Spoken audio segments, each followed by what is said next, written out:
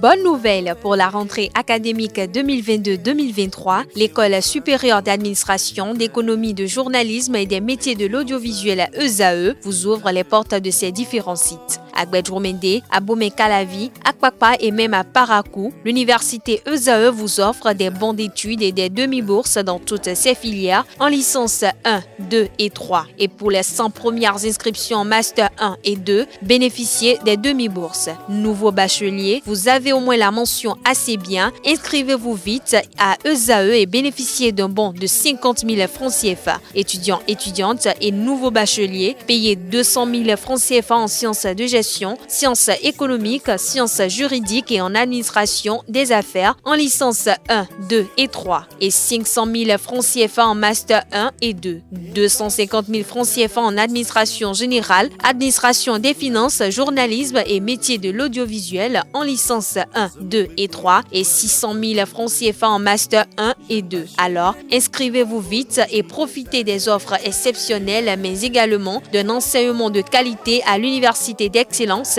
ESAE. Infoline 90 93 65 21 ou le 98 98 14 00. ESAE, l'excellence a un nom.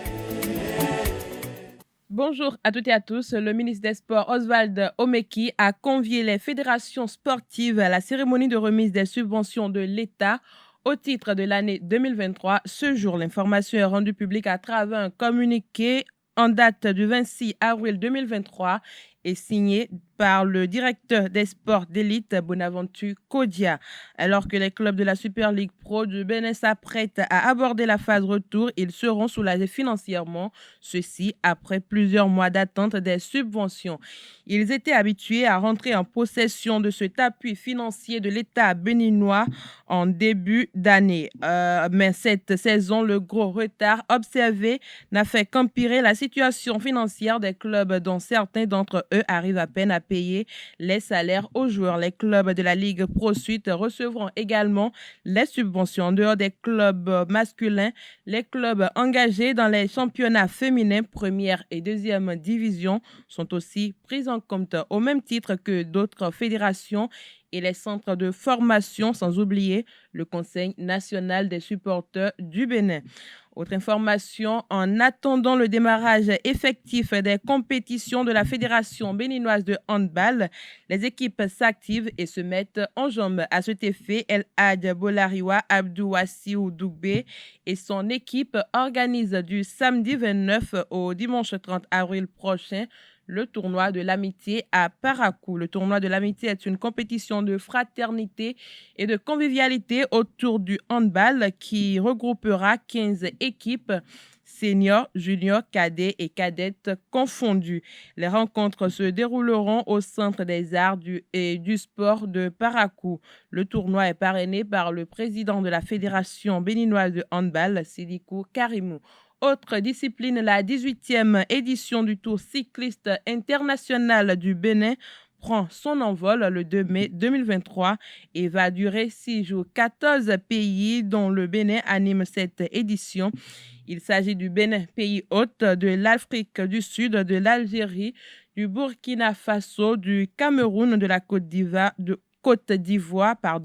du Guam, de la France, de l'île Maurice, du Maroc, de la Mauritanie, du Nigeria, des Pays-Bas et du Togo. Le circuit de la petite reine de cette année se déroulera en 5 étapes et un Grand Prix de Cotonou.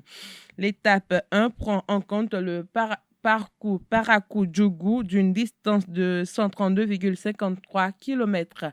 La deuxième étape se tient sur la route Parakou-Savet d'une distance de 156,42 km.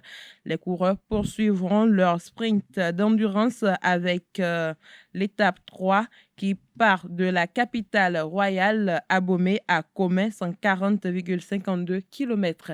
Les étapes 4 et 5 se dérouleront respectivement sur les axes routiers Kétou-Porto Novo, 109,45 km et Serrouet-Cotonou, 135 km. Enfin, le samedi 7 mai 2023, le Grand Prix de Cotonou clôturera les événements avec le circuit fermé.